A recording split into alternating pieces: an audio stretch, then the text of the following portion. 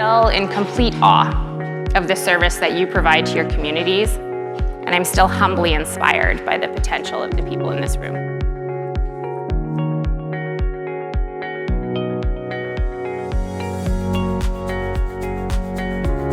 And really think about what meaningful work means to you.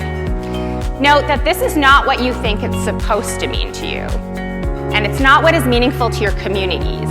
And it's not what's meaningful to other people, but really what is meaningful to you. We are happiest in our work when we find places to thrive and practice that are a good match for our values.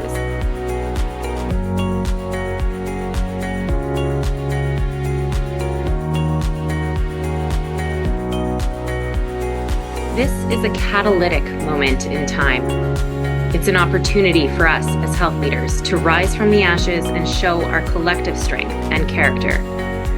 People want to hear about where we go from here, right now.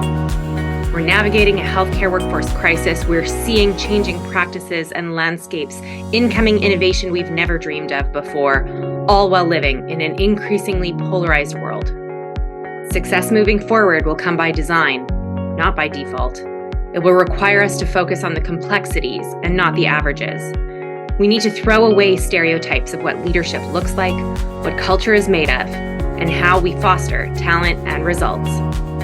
I am Amy Oliver, and I help health leaders challenge the status quo, become more creative, live their values out loud, adopt best practices, and engage in meaningful work. I help others find the courage to practice differently and show them that they can bravely write the narrative in their own stories. So I ask you, are you influenced by the norms of what healthcare looks like, or are you influencing what it could look like?